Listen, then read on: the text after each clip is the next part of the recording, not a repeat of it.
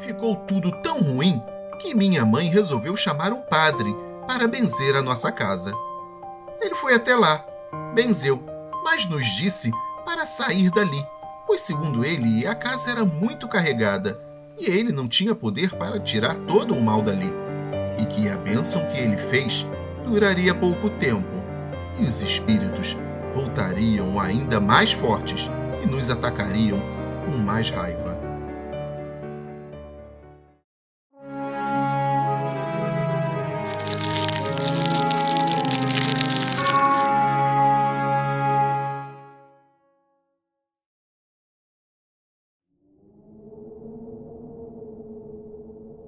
Saudações! Meu nome é Rafaela e eu vou contar a minha história para vocês. Apesar dos fatos parecerem um tanto quanto duvidosos e improváveis, vocês podem acreditar em cada uma das minhas palavras, pois tudo realmente aconteceu. Naqueles tempos, eu morava no interior do estado de São Paulo, mais precisamente na cidade de São José dos Campos. Em certa época, eu e a minha família estávamos nos mudando para uma nova residência. O imóvel para o qual estávamos nos mudando não era uma casa velha nem esquisita e não tinha nada demais que chamasse a atenção. Mas em poucos momentos, alguns detalhes meio estranhos despertaram a nossa curiosidade. No dia da mudança, minha mãe, ao verificar os ambientes da casa, estranhou, porque descobriu, embaixo do tanque da área de serviço, restos de velas de várias cores, coisas que não é normal de se encontrar. No entanto, ela não ligou muito para tal fato e continuou com os seus afazeres normais. Depois de tudo ajeitado, começamos a nos mudar para nossa nova moradia. Nas primeiras noites, ocorreu tudo de forma completamente normal, sem novidades. Após se passarem alguns dias, quando já estávamos nos acostumando com o nosso novo lar, coisas realmente bizarras começaram a acontecer. Meu irmão, minha irmã e eu começamos a ouvir barulhos diferentes por toda a casa. Ouvíamos risadas, passos, pessoas conversando e, obviamente, ficávamos muito assustados com aquilo. Então decidimos contar para nossa mãe os fatos que havíamos percebido. Minha mãe não ligou muito e dizia que tudo aquilo era impressão nossa, devido a estarmos vivendo em uma outra casa. Bem, diante daquilo, resolvemos continuar com a nossa rotina, pensando inocentemente que não fosse acontecer mais nada. Até que coisas mais sinistras começaram a ocorrer. Em uma determinada manhã, minha irmã acordou assustada, pois ela e o meu irmão dormiram em suas respectivas camas, cada um no seu quarto. Porém, de manhã, acordaram um na cama do outro, ou seja, em camas trocadas. O pior de tudo é que ninguém lembrava de nada e não sabiam explicar como aquilo teria sido possível, pois ninguém na nossa família é sonâmbulo. Isso foi algo muito assustador. Também era comum que luzes acendessem e apagassem sozinhas, e sempre ouvíamos passos pesados em alguns cômodos, quando não havia ninguém neles. Todos esses fatos assustadores se repetiam, chegando ao ponto em que nós havíamos nos acostumado com a situação. Afinal, naquela época, ainda éramos apenas crianças e adolescentes. Achávamos que aquilo era só o medo nos pregando peças. Eu era muito medrosa e eu sempre chamava minha mãe para me levar ao banheiro ou tomar água de madrugada. Houve uma noite em que eu chamei a minha mãe, e ela sempre andava pela casa no escuro mesmo, para não acordar meus irmãos. Então, escutei os passos dela se direcionando até o meu quarto. Quando os passos chegaram perto da minha cama, eu sentia sua presença ao meu lado. Nesse momento, pedi para que ela fosse comigo até o banheiro. Mas quando eu olhei para ela, eu levei um susto muito grande, pois não era minha mãe que estava ali, ao lado da minha cama, e sim um vulto alto e escuro. Nesse momento eu quase tive um treco e comecei a gritar muito alto, berrando mesmo, chamando a minha mãe. Ela ouviu meus gritos e foi correndo para o meu quarto.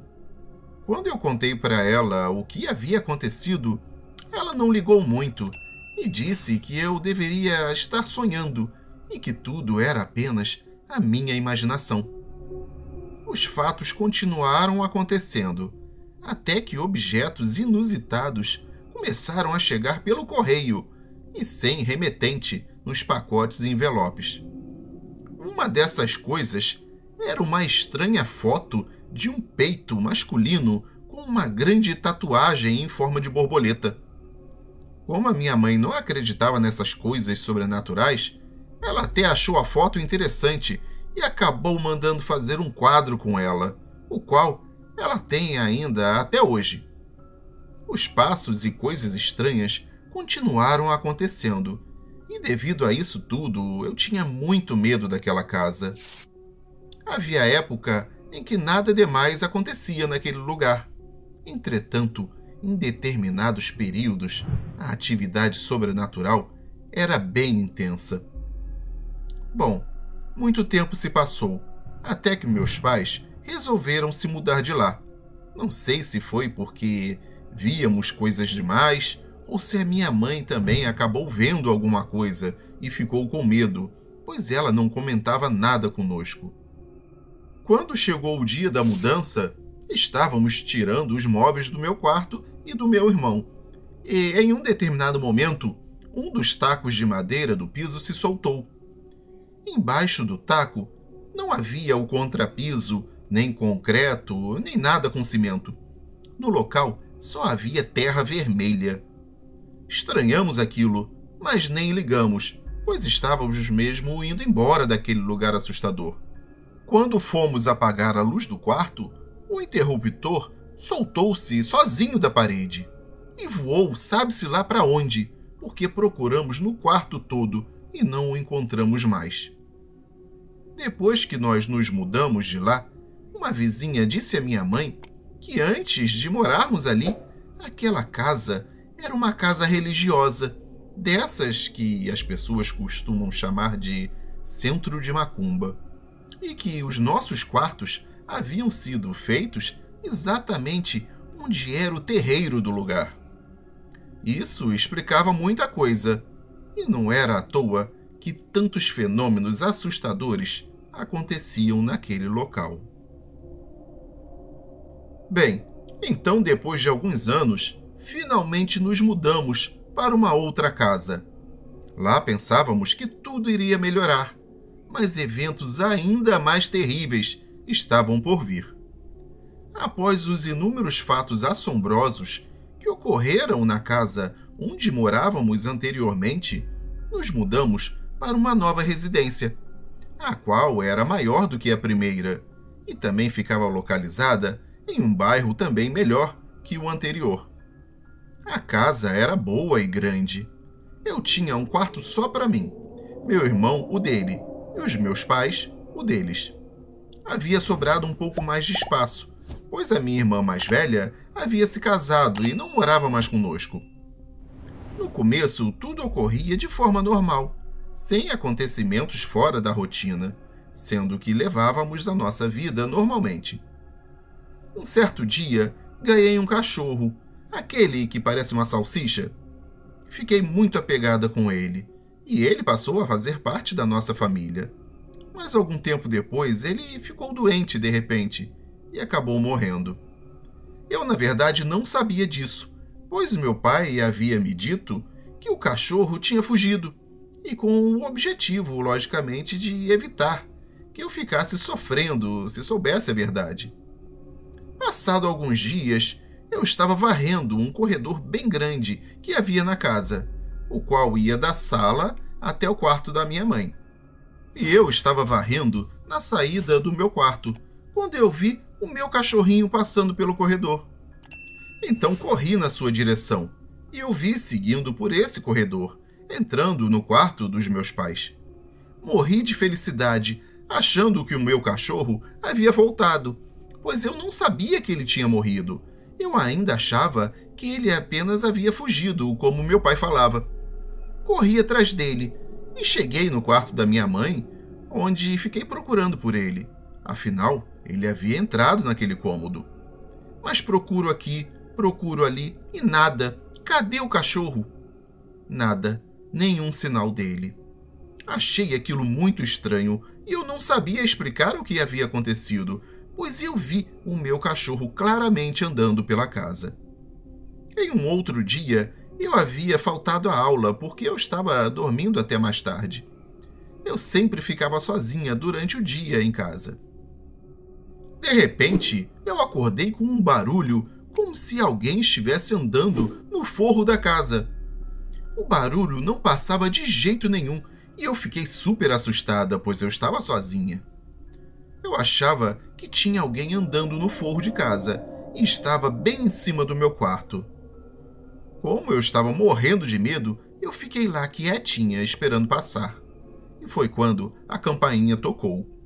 Quando eu fui olhar, vi que era a vizinha de frente me dizendo que tinha um homem em cima da casa.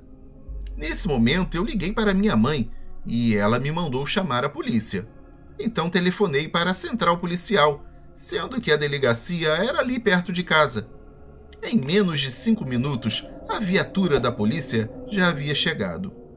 Afinal, era um cara desconhecido andando em cima de uma casa onde havia uma criança sozinha.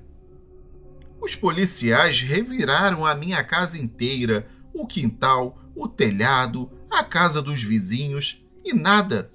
Não acharam sequer uma telha fora do lugar. E disseram ser impossível alguém estar andando lá e não ter nada bagunçado. Como não encontraram nada, hoje acredito que aquilo poderia ter sido algum ser sobrenatural que estava vagando por ali, pois essa minha vizinha era espírita e ela dizia que via espíritos.